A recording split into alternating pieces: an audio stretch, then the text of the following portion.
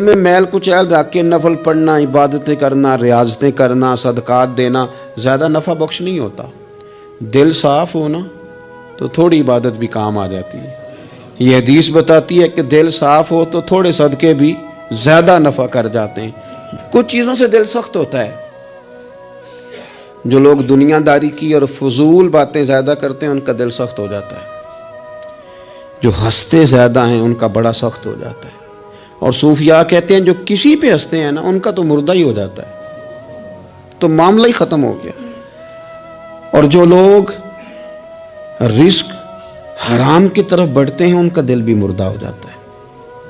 اور اقبال کہتے ہیں جو مشینی زندگی گزارنے لگتے ہیں نا روحانی زندگی سے نکل جاتے ہیں۔ ہم آج کل مشینی زندگی پہ آ گئے۔ ہمارے پاس انٹرنیٹ ہے، موبائل ہے، آواز کے فاصلے اتنے کم ہوئے ہیں کہ دلوں کے فاصلے بڑھ گئے ہیں۔ اقبال کہنے لگے دل کے لیے موت ہے، دل کے لیے موت ہے، دل کے لیے موت ہے یہ مشینوں کی حکومت۔ احساس مروت کو کچل دیتے ہیں یہ آلات، آلات پہ زندہ ہیں ہم۔ دل کے لیے موت، اور کسی کے گھر جانا، دروازے پہ دستک دینا، اور کبھی خط لکھنا تو سوچ سوچ کے، کبھی کاٹنا تو پھر لکھنا۔ لفظ یہ اس کے شایان شان نہیں، یہ جملہ میں نے بدل دیا ہے، لیکن اب بے باکانہ گفتگو ہے۔ تو مجھے وائس کر دے، میں تجھے وائس کر دوں گا، حال ہی کوئی نہیں۔ تو کیا کوئی سوچے گا، کیا کوئی لکھے گا، کیا کوئی اس میں خوبصورتی کے رنگ بھرے گا؟ سخت ہو جاتے ہیں دل جب آپ مشینوں کی زندگی میں زندہ رہتے ہیں۔ دل نرم کیسے ہوتے ہیں؟ میرے نبی پاک نے فرمایا یتیم کے سر پہ ہاتھ پھیر، رب تیرا دل نرم کرے گا۔ اگر زنگ لگ جائے دل کو تو اللہ کا ذکر کر، قرآن پاک کی تلاوت کر، اللہ تیرے دل کو نرم کر دے گا۔ اور پھر فرمایا کہ اگر دل سخت ہو جائے تو موت کو یاد کر، تیرا دل نرم ہو جائے گا۔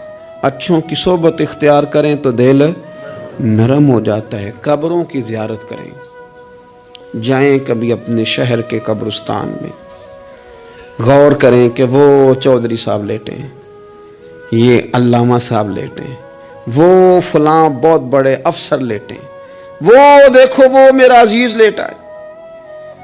وہ ہارون رشید نے کہا حضرت داؤد تائی سے نصیحت کر دیں، تو فرمانے لگے باپ کدھر ہے تیرا؟ کہا حضور قبرستان میں، اماں قبرستان میں، دادا نانا بڑے بھائی سب قبرستان۔ فرمایا میں کیا نصیحت کروں؟ او پئیاں دس دیاں نہیں قبراں جنہاں تے پھول پئے، تو ادھروں کوئی بھی نہیں آمدا، تے ادھروں لکھاں گئے، تے سہ جوڑ سنگت دے ڈٹھے، سہ جوڑ 100 سال کی دوستیاں، سہ سال سنگت دے ڈٹھے، او تکو آخر وتھاں پئیاں، او جنہاں بعد جسی پل نہیں سنجیندے، ایک پل نہیں سنجیندے، پھر وہ شکلاں بھی یاد نہ رہیاں۔ سہ جوڑ کا یہ کوئی کم ہے دل کو نرم کرنے کے لیے؟ تیرے پاس موت کا تذکرہ، قبروں کی زیارت کو تھوڑی ہے؟ یہ چیزیں دل نرم کرتی ہیں، یار نرم کرتی ہیں چیزیں دل۔ پتہ ہے سب سے بڑی بیماری کیا ہے بندے کی؟ خوفناک علامت کیا ہے دل کے بیمار ہونے کی؟ کہ کوئی بندہ بیماری میں ہے اور ادھر ایک بندہ اس کو دیکھ کے خوش ہو رہا ہے۔ کسی کو زوال آ گیا ہے، کاروبار ڈوب گیا ہے، اور یہ دیکھ کے خوش ہو رہا ہے۔ مر گیا اس کا دل، مردہ ہے، اندر کوئی دل نہیں اب۔ یعنی ایک بندہ رسوا ہو گیا اور یہ خوش ہو رہا ہے، دیکھا میں نے نہیں کہا تھا۔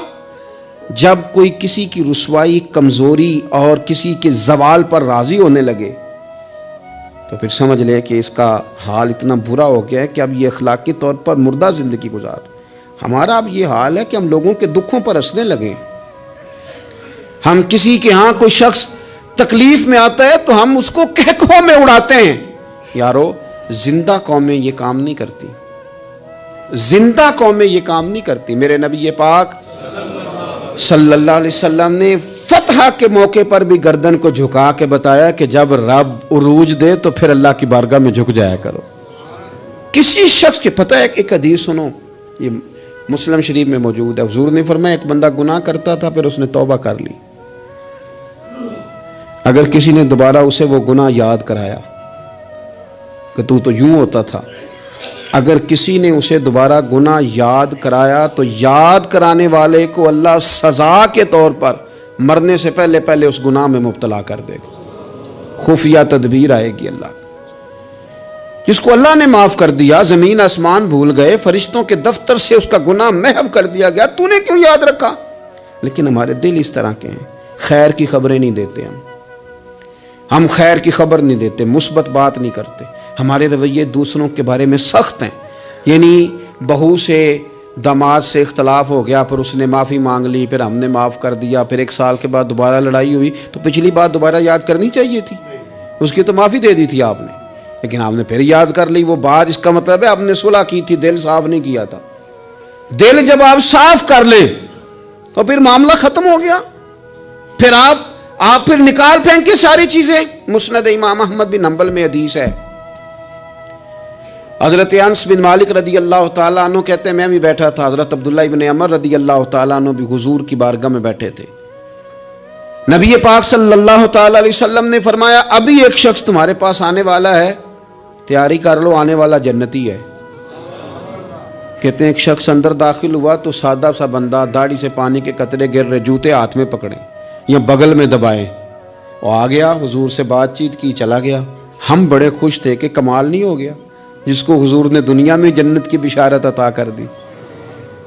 اگلے دن اس نے اتفاق، ہم اسی جگہ اسی حال میں بیٹھے تھے کہ پھر محبوب نے فرمایا ابھی ایک بندہ آنے لگا، جنتی ہے. کہتے ہیں وہ بندہ آیا تو دیکھ کے حیران ہو گئے، یہ تو وہی کل والا ہی بندہ ہے. اسی طرح داڑھی سے پانی کے قطرے گر رہے ہیں، جوتے اس کی بغل میں آ کے بیٹھ گیا. تیسرے دن اللہ کی قدرت ہم وہیں بیٹھے تھے، پھر حضور نے فرمایا بندہ آنے لگا، زیارت کر لو، تیاری کر لو، بندہ جنتی ہے.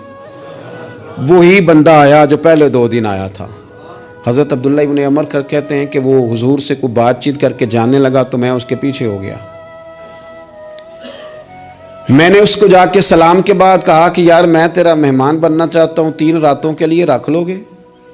اب محلہ بھی ایک، شہر بھی ایک. اس نے کہا جی ٹھیک ہے، آ جائیں، جو میرے پاس روکھا سوکھا ہوگا پیش کر دوں گا. فرماتے ہیں 3 راتیں 3 دن میں اس کے پاس رہا. میں جاننا چاہتا تھا کہ کون سی ایسی عبادت کرتا ہے جس کی وجہ سے 3 دن حضور نے جنت کی بشارت اس کے لیے دی، اعلان فرمایا. کہتے ہیں میں نے کوئی غیر معمولی چیز نہیں اس کے اندر دیکھی، کوئی انوکھی عبادت نہیں دیکھی. عشاء پڑھتا، فجر تک سویا رہتا، میں تہجد کے وقت اٹھتا، نفل پڑھتا. 3 راتیں یہ ہوتا رہا. ہاں جب وہ کروٹیں بدلتا تو اللہ اکبر کہتا، باقی وہ سویا ہے، فجر میں اٹھا ہے. صدقہ بھی خاص نہیں اس نے دیا، خیرات بھی میں اس سے زیادہ کرتا رہا، مجھے کوئی خاص چیز نظر نہیں آئی. تیسرے دن میں جانے لگا تو میں نے اسے کہا یار سن، مجھے کوئی ضرورت نہیں تھی تیرے گھر میں قیام کرنے کی، میرا گھر قریب ہی ہے. وہ تو کمال یہ ہے کہ نبی کریم علیہ السلام نے اپنی زبان فیض ترجمان سے، یعنی وہ زبان جس کو سب کن کی کنجی کہیں، اس کی نافذ حکومت پہ لاکھوں سلام. حضور نے 3 دن تجھے مسلسل جنتی کہا ہے. میں تو دیکھنے آیا تھا کہ تیرے اندر کوئی عمل ہو تو میں بھی وہ شروع کروں. تو وہ کہنے لگا یہی ہے جو آپ نے دیکھ لیا ہے، فرض نماز ہی پڑھتا ہوں، روٹین کے کام ہی کرتا ہوں، کوئی خاص چیز تو میرے پاس کوئی نہیں. حضرت عبداللہ ابن عمر فرماتے ہیں میں نے تو سمجھا کہ میں تو اس سے زیادہ خیر کے کام کرتا ہوں.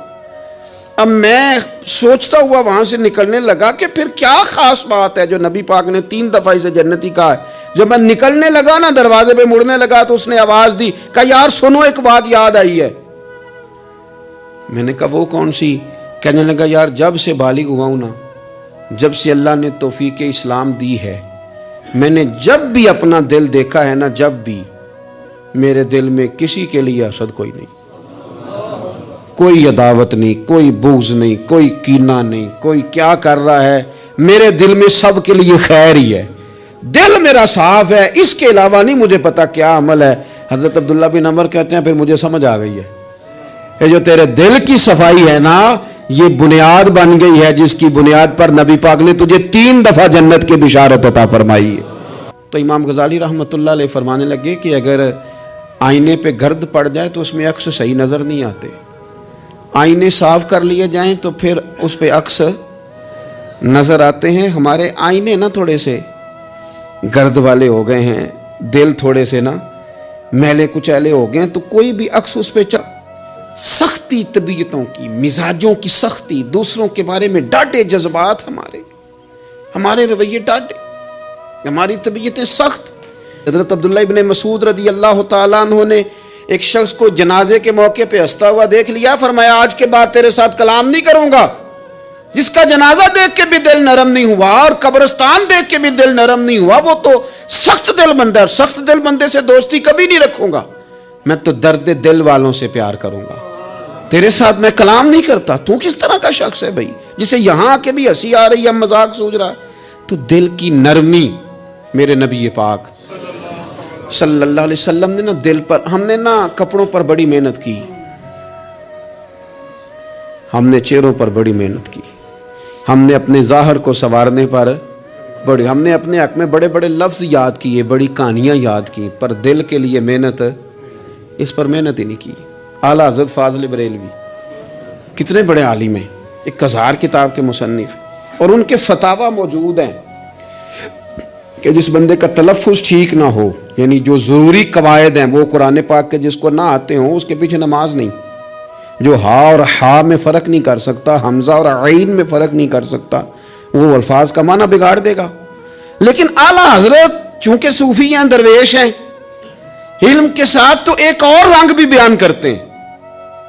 وہ کہتے ہیں یہ نہ ہو کہ صرف تو حروف کے ہیر پھیر میں لگا رہے، صغرے کبرے ٹھیک کرتا رہے، دارابا یادرب کے چکر میں پڑا رہے، اور دل پر تو توجہ ہی نہ دے۔ فاضل بریلوی رحمۃ اللہ علیہ فرمانے لگے کہ 2 علماء نے قرآن ایک درویش کے پیچھے نماز پڑھی تو مستحب جو قواعد تھے نا جن کے بغیر نماز، وہ ٹھیک نہیں تھے ذرا ان کے، تو وہ کہنے لگے دیکھا جی اتنے بڑے پیر صاحب ہیں اور ان کی تو قرات ہی ٹھیک نہیں، تلفظ ہی ٹھیک نہیں۔ حالانکہ لفظ تاثیر سے بنتے ہیں، تلفظ سے نہیں۔ لفظ تاثیر سے بنتے ہیں، تلفظ سے نہیں۔ اہل دل آج بھی ہیں اہل زبان سے آگے۔ انہوں نے کہا جی بابا جی کا تو تلفظ ہی ٹھیک نہیں۔ اعلیٰ حضرت نے لکھا ہے ملفوظات شریف میں، فرماتے ہیں پھر وہ نہ نہانے کے لیے چلے گئے نماز پڑھ کے فارغ ہو کے، تو وہ پانی میں اتر گئے تو شیر ان کے کپڑے اٹھا کے لے گیا۔ اب کتنی کو دیر پانی میں رہتے، نکلے بھی تو کیسے نکلے، شرم آتی ہے۔ مختصر لباس پہن کے وہ غسل کرنے کے لیے گئے تھے، اب پانی میں سردی، کتنی کو دیر بندہ پانی میں رہے۔ لوگوں نے آ کے کہا حضور وہ آپ کے مہمان تو الجھ گئے، بڑے بری طرح پھنس گئے، مہربانی فرمائے ان کو تو بچائیں، وہ تو سخت الجھن میں۔ کیا ہوا؟ کہنے لگے وہ شیر کپڑے لے گیا اور وہ پانی میں ہے، اب کچھ تو ہونا چاہیے۔ تو وہ بزرگ گئے، جا کے نہ دور کھڑے ہو کے شیر کو آواز دی، شیر کو۔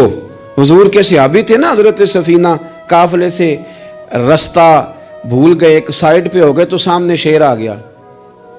میں نے کہا ہے لیکن جب آ جائے، تو جب شیر سامنے آ جائے، جب سامنے آ جائے پھر پتہ چلتا ہے کہ یہ تو واقعی آ گیا ہے، پھر انداز اور ہوتا ہے۔ حضرت سفینہ کے سامنے شیر ہی آ گیا، مشکات میں شیر آیا۔ اب کوئی بھاگتا ہے، کوئی چڑھتا ہے درخت پہ، کوئی لکڑی اٹھاتا ہے، کوئی اسلحہ پکڑتا ہے۔ حضرت سفینہ فوراً بولے، کہنے لگے او شیر ذرا خیال کرنا میں رسول اللہ کا غلام ہوں۔ پھر آکھیا شیر سفینہ تائی جا رہا یا را جاندے، او جڑے غلام رسول اللہ دے اسی غلام ہونا دے۔ شیر دم لاتا رستہ چھوڑ گیا، اور بابا جی بھی گئے۔ فاضل بریلوی کہتے ہیں شیر کو آواز دی، شیر دوڑا آیا، آگے کہنے لگے وہ ہمارے مہمانوں کے کپڑے لے گیا، تو یہ شرم نہیں آتی؟ تو شیر کپڑے اٹھا کے واپس لایا۔ ان علماء کو، حضرات علماء کو کپڑے پیش کیے۔ جب ان کو پیش کیے تو پیش کرتے ہی بزرگ پھر فرمانے لگے، کہنے لگے مولانا تم نے لفظ سیدھے کیے ہیں، میں نے دل سیدھا کیا ہوا ہے۔ تم نے محنت کر کے نہ لفظ ٹھیک کیے ہیں، لیکن میں نے دل ٹھیک کیا ہے۔ دل پاک ہوئے تے پاک ہی ملدا ہے، تے بنا پاکوں پاک نہیں ملدا۔ سارے جسم دے دھون نالوں ایک ٹکڑا دھول ہے دل دا۔ حضرت سلطان باؤ رحمت اللہ علیہ فرمانے لگے دل کالے نالوں منہ کالا چنگا، دل کالے نالوں منہ کالا چنگا، جے کوئی رمز پچھانے۔ اگر کسی کو بات کی سمجھ آئے تو دل نہیں سیاہ ہونا چاہیے، منہ ہو بھی جائے تو کام چل جاتا ہے۔ تو اپنے دل کی صفائی پر دیکھیں میرے نبی پاک علیہ وسلم نے ارشاد فرمایا کہ رب نہ تمہارے مال دیکھتا ہے نہ چہرے دیکھتا ہے، رب تو تمہارا دل دیکھتا ہے۔ اور امام غزالی حدیث لائے ہیں، حضرت عمر فاروق رضی اللہ تعالیٰ عنہ فرماتے ہیں کسی نے حضور صلی اللہ علیہ وسلم سے پوچھا کہ رب آسمانوں میں کہ زمینوں میں؟ جلوے تیری ذات کے کو بکو ہیں، جدھر دیکھتا ہوں ادھر تو ہی تو ہے۔ اللہ زمینوں میں کہ آسمانوں میں؟ تو حضور فرمانے لگے رب تو بندہ مومن کے دل میں رہتا ہے، اللہ تو مومن کے دل میں ہے۔ مومن کے دل میں کتنا بڑا ہے وہ دل جس میں رب ہے، رب کی یاد ہے، رب کی محبت ہے۔ اس لیے حضرت عمر فرمایا کرتے تھے میں نے دل کی آنکھوں سے اپنے مالک کی زیارت کی ہے۔ اور اقبال نے شاید اسی لیے مشورہ دیا تھا کہ دل بینا بھی کر خدا سے طلب، آنکھ کا نور دل کا نور نہیں، اللہ سے آنکھوں والا دل مانگ، اندھا نہ ہو جائے کہیں تیرا دل، دل بینا بھی کر خدا سے طلب، آنکھ کا نور دل کا نور نہیں۔ عزیز بھائی اللہ کے جلوے، لیکن ایک بات ذہن میں رکھنا، کسی گلاس میں تھوڑی سی غلاظت ہو نا، دودھ تو دور رہا، شہد تو دور رہا، اس میں کوئی پانی بھی نہیں پیتا۔ تھوڑی سی غلاظت ہو اور آپ کی آنکھوں کے سامنے وہ غلاظت دھل بھی گئی، صاف بھی ہو گئی، شرعی تقاضے پورے ہو گئے، پھر بھی کچھ لوگ کہتے ہیں میری طبیعت نہیں مانتی، میرا دل نہیں مانتا۔ صحیح کہہ رہا ہوں میں؟ او بھائی اتنی سی غلاظت گلاس میں تھی اور سادہ پانی نلکے کا، تو اس میں پینا پسند نہیں کرتا۔ اور اگر دل غلاظت سے بھرا ہو تو رب کی محبت وہاں آئے گی، خدا اپنا قرب وہاں رکھے گا۔ کسی سے جلنا، کسی سے حسد کرنا، کسی کے بارے میں عداوت رکھنا، کچی بولیاں بولنا۔ اور اب تو اتنا عجیب حال ہو گیا، جماعتیں جماعتوں کے بارے میں برا خیال کرتی ہیں۔ خانقاہ اور آستانوں کا یہ حال ہے کہ سبق پڑھایا جاتا ہے دوسرے کے خلاف، بس ہم ٹھیک ہیں۔ یہ تصوف ہے کہ نرا تو ٹھیک ہے؟ طریقت تو یہ تھی کہ میں ٹھیک نہیں، باقی سارا زمانہ ٹھیک ہے۔ تو کس چکر میں پڑا ہوا ہے؟ اعلیٰ حضرت فاضل بریلوی رحمۃ اللہ تعالیٰ علیہ کے ایک درویش تھے، تو فاضل بریلوی رحمۃ اللہ علیہ سے کہنے لگے میں نے مرید ہونا ہے۔ فرمانے لگے پتر جلدی نہ ہو، جا سارا زمانہ دیکھ، اگر کوئی میری طرح کا مل گیا، مجھ سے بہتر مل گیا تو پھر میرے ساتھ وعدہ کر وہیں رہ جانا، ہاں اگر تیرے خیال میں نہ ملا تو پھر آنا، جا گھوم زمانہ دیکھ۔ یہ کیا بات ہوئی کہ آپ نفی کرنے لگے سارے زمانے کی اور کہیں صرف میں ہی ٹھیک ہوں، فقط میں ہی ٹھیک ہوں؟ یہ طریقت ہے؟ اور تصوف والے تو لوگ یہ کہا کرتے تھے میں تے بندہ ٹھگ جے لوکو، میں تے بندہ چور، اور جس دا خلقت کلمہ پڑھ دی او محمد ہور۔ وہ لوگ تو نفی کرتے تھے، وہ لوگ تو نفی کرتے تھے اپنی، کہتے تھے میں کوئی شے نہیں، میں تے بندہ ٹھگ جے لوکو، او میں تے بندہ چور۔ میاں محمد بخش صاحب رحمۃ اللہ علیہ، ایک عالم نگار نے لکھا تھا کہ وہ کچھ لوگ نا سکھ ہندو یہاں رہتے تھے تو ان کا نام محمد تھا چونکہ، تو بات کو شبہ پڑ گیا کہ شاید جن کا لوگ کلمہ پڑھتے ہیں نا مسلمان، معاذ اللہ یہ وہ والے ہیں۔ تو میاں صاحب اپنے بارے میں کیا کہے، او میں تے بندہ ٹھگ جے لوکو، میں تے بندہ چور، جس دا خلقت کلمہ پڑھ دی او محمد ہور، او میں تو ایک ٹھگ ہوں۔ حضرت میاں شیر محمد صاحب شرک پوری رحمۃ اللہ علیہ سرتاج ہیں اولیاء کے، پیر سید اسماعیل شاہ صاحب بخاری حضرت کرما والا شریف والے، وہ کہتے ہیں میں بیعت ہونے کے لیے جب شرک پور شریف آ رہا تھا تو رستے میں مجھے ایک بزرگ مل گئے، تو مجھے کہنے لگے کدھر جا رہے ہو، کون ہو؟ میں نے کہا میں سید ہوں اور میاں صاحب سے بیعت ہونے جا رہا ہوں۔ تو مجھے کہنے لگے وہ تو دنیا دار ہے، جیبوں میں ہاتھ ڈالتا ہے لوگوں کی، تو سید ہو کے ارائیں کے پیچھے کیا لینے جا رہا ہے؟ جڑا بلے نو سید آکھے دوزخ ملن سزائیں، جڑا بلے نو رائیں آکھے او جنت پینگا پائیں، چونکہ رانجا رانجا کر دی نی میں ہوں آپ ہی رانجا ہوئی، رانجا آکھن ساریاں میں نو ہیر نہ آکھے کوئی۔ وہ تو کدھر جا رہا ہے؟ کہتے ہیں میں نے کہا بابا زیادہ باتیں نہ کر، ناراض ہو جاؤں گا۔ کہتے ہیں بابے نے کئی دفعہ رستے میں مجھے منع کیا نہ جانا نہ جانا، فلانی جگہ چلا جا فلانی جگہ، لیکن میں چلا گیا، میری طلب صادق تھی۔ جب میں باہر جا کے بیٹھا تو اندر سے بلاوا آیا کہ میاں صاحب نے بولا، اندر گیا تو یہ تو وہی بابا جی ہیں جو مجھے روک رہے تھے، تو میاں جی خود ہیں حضرت میاں صاحب، کہنے لگے بیلیا تینوں بڑا موڑیا پر تو مڑیا ہی نہیں۔ وہ تو روکتے تھے، اپنی نفی کرتے تھے، دل صاف دوسرے کے بارے میں، نظریہ صاف، کسی کے بارے میں خیر کا جملہ، کسی کی وکالت کرنا، کسی کا عیب چھپانا، کسی کے بارے میں اچھے لفظ بولنا، یہ مومن کی شان ہے۔ مومن کا دل ایسے سونا، میرے نبی پاک صلی اللہ تعالی علیہ وسلم نے فرمایا یہ میرا زید بن حارثہ ہے، اس کا دل اللہ نے نور ایمان سے بھر دیا ہے، ایمان سے دل بھر دیا رب تعالیٰ نے۔ ایک دن صبح صبح حضور نے پوچھا، اور داتا صاحب نے اس کو لکھا ہے، نبی پاک نے پوچھا آج تم نے صبح کس طرح کی؟ عرض کی یا رسول اللہ اس حال میں کہ میں پکا مومن ہوں۔ حضور نے فرمایا تو پکا مومن ہے، کس طرح؟ کہنے لگے یا رسول اللہ میں اس طرح کا مومن ہوں کہ سونا اور مٹی میرے لیے برابر ہے، پیسے آ جائیں تب بھی کوئی ٹینشن نہیں، نہ آئیں۔ حضرت زید بن حارثہ رضی اللہ تعالیٰ عنہ عرض کرنے لگے حضور سونا اور مٹی برابر ہے، کوئی پرواہ نہیں۔ تو حضور نے فرمایا تیرے ایمان کی دلیل؟ عرض کرنے لگے یا رسول اللہ میرے ایمان کی شان اور دلیل یہ ہے کہ میں یہاں زمین پہ بیٹھ کے نظر اٹھاؤں تو میری نظر اللہ کے عرش تک جاتی ہے، میں بتا سکتا ہوں کہ جنتی جنت میں جا رہے ہیں اور راضی ہیں، جہنمی جہنم میں جا رہے ہیں اور چیخ رہے ہیں، میں بتا سکتا ہوں۔ حضور نے فرمایا پھر اس کی حفاظت کر، پھر اس جذبے کی حفاظت کر۔ جب دل صاف ہو، نور ایمان سے بھرا ہوا ہو، علم لدنی کب آتا ہے؟ علم لدنی نیک آدمی کو ملتا ہے جب بندہ متقی پرہیزگار ہو نا، ناجائز نہ کھائے، ناجائز نہ دیکھے، ناجائز نہ بولے، تو پھر اللہ تعالیٰ اسے علم کا نور دیتا ہے۔ جو لوگ کہانیوں میں الجھ جاتے ہیں نا، زیادہ باتیں کرتے ہیں، زیادہ گھومتے ہیں، زیادہ سازشی عناصر کا شکار ہوتے ہیں، ان کے تو حافظے کمزور ہو جاتے ہیں، یاد ہی نہیں رہتا، باتیں اتنی کرتے ہیں پتہ نہیں سویرے کیا کہا تھا، دوپہر کو کیا کہہ رہے ہیں۔ جب انسان کا دائرہ کار تقوی والا ہو پھر اس پر علم کی روشنی کھلتی ہے، پھر دروازے کرم کے کھلتے ہیں، اپنے دائرے محدود کر لیے جائیں۔ سوچیں میں بڑے بڑے لوگ آپ کو زندگی میں ملیں گے، مشورے دیں گے، وہ جناب آپ کو پتہ ہی نہیں آپ کتنے بڑے ہیں، آپ فلانی جگہ کھڑے تھے، فلانے کے ساتھ ہنس رہے تھے، یہ آپ کو خراب کرنا چاہتے ہیں، کسی تکبر میں مبتلا کرنا چاہتے ہیں۔ آپ زمین پہ رہیں تاکہ زمین والوں سے رشتہ مضبوط رہے، دل کی صفائی، دل صاف ہو، کوئی حسد نہیں، کوئی کینہ نہیں، دل پر توجہ دیں۔ سب سے ضروری کام ہے کہ ہم سویرے اٹھ کے اپنے دل سے پوچھیں کہ تیرا لوگوں کے بارے میں خیال کیا ہے، شام کو پوچھیں کہ تیرا لوگوں کے بارے میں رویہ کیا ہے۔